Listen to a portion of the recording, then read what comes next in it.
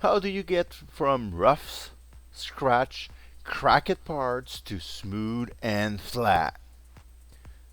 This is a tutorial to how to do water sanding. There's plenty of ways to do this, so feel free to fit this to your needs. This technique works on plastic, fiberglass, metals, and the such, but don't do this on wood. This is not just for 3D printed parts. This works for fixing cars, cracked plastic, and all sort of different applications. It just happens I use it mostly to make costumes for conventions and whatnot. Now the tools I use, anything that you like to use works, but don't use electric tools, water for obvious reasons. Also, it'll make a heck of a mess. I mostly use sandpaper, a few files, and I get the result I want. I have a few grits, but I mostly use 220. For first sanding, I'll use something more in the 160. Now, 3M scratch fitter. This stuff works wonders. It dries fast and it's easy to work with. A good X-Acto blade. Get something heavy duty, one so that they don't always break on you. Now, the files I use vary a lot. Some of them are more than 25 years old. Having a big mix will help. They'll help getting at each angles and make sure that flat parts are actually flat.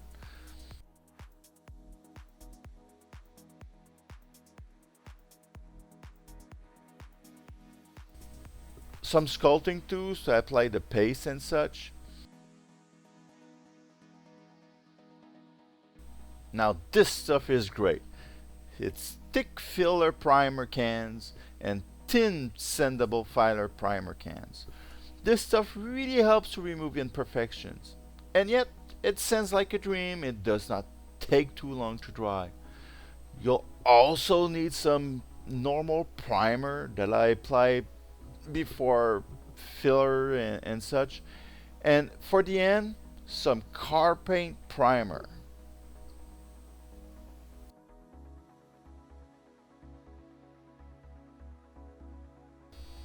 I will be using an anime Kuguri mask I made using my 3D printer for this example. This is made in PETG plastic, but this brand of PETG left a bit of a mess, but it's super hard and shock resistant. Now the pros and cons are kind of simple. The pros are it sands faster, smoother results, files will not get clogged, sandpaper will last longer, no dust, and everything stays clean. The cons, well, you have to wait for the work to dry. Uh, Multiple stage layer takes more time. Some open parts will have water infiltration, and it's not the best idea with paper or anything that will absorb the water. Now the filler primer I use are mostly car paint. Really, I only use car paint for the sanding and for my basic undercoat. Between each layer of filler, I will put a layer of primer. Now, try not to use paint that are not primers or non-sanding type. Sanding type primers will dry faster when other types of paint will require that you wait 24 to 48 hours and won't be fun to sand. Now for the first step, after a quick cleaning with the X-Acto knife, I'll put a nice layer of primer. It will help with the filler primer to stick better to the part, but also to have a better view of the state of the part. Now the step 2, apply the filler primer. This is a muddy paint and it's sprayed differently than normal car paints.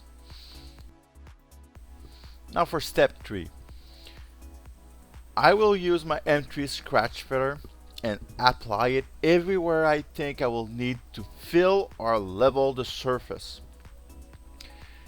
Now, it doesn't have to be perfect, and try not to play with it too long.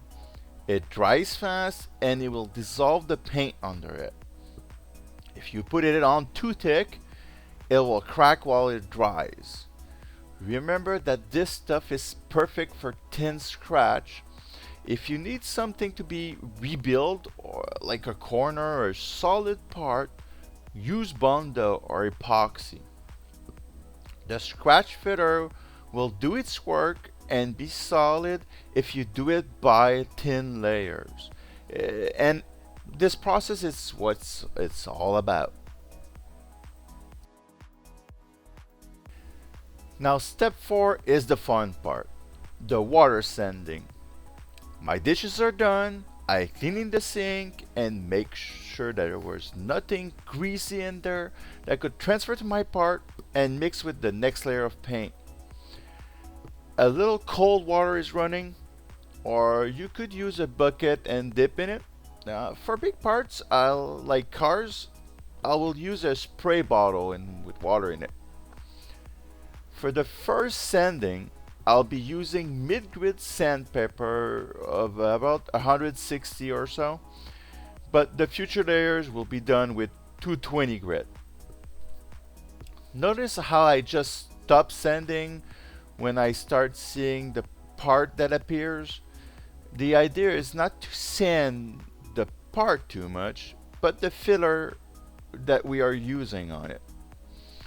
For corners or truly flat spots, sharp corners and rough spots, I'll be using my files, as the sandpaper will not fit everywhere and it'll never be truly flat. Now you may think I'm sanding and pushing hard, but the truth is I'm barely sanding and barely putting pressure on the part. I'm just gently passing over and over, but you'll see, even after the first sanding, it's already getting smooth.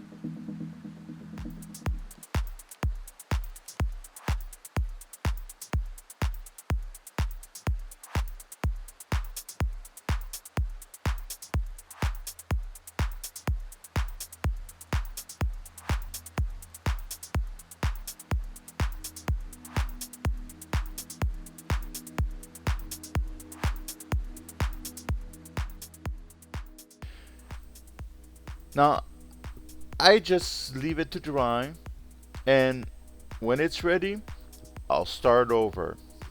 Primer, filler paste, water sanding. At each pass, I will get a smoother and smoother result. You'll spot defects and you can correct them as you go. You do this until you're happy with the results.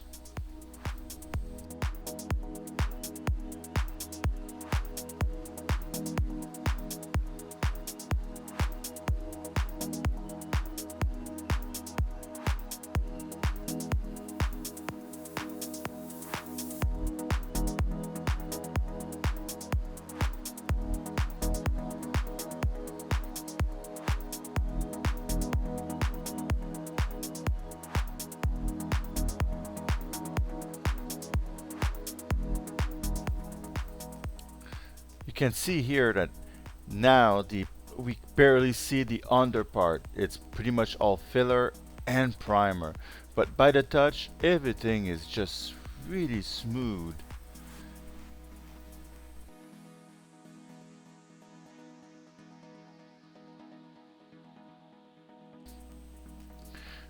Now, with this primer, it's car primer, and you'll notice there's still lines, but this is just variety of the paint reacting with the primer, because when you pass your fingers, everything's perfectly smooth. Now, I still have a few spots to work on, but the rest is just there.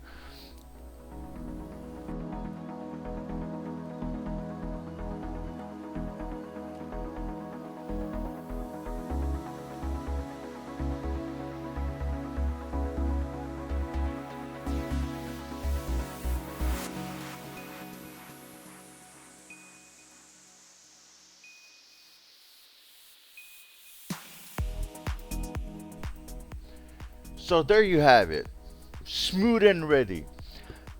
I will apply some good quality car paint to protect the filler and let it cure for at least 48 hours before starting my real paint job. But that's a whole other tutorial. Now you enjoy? Remember, this is how I do it.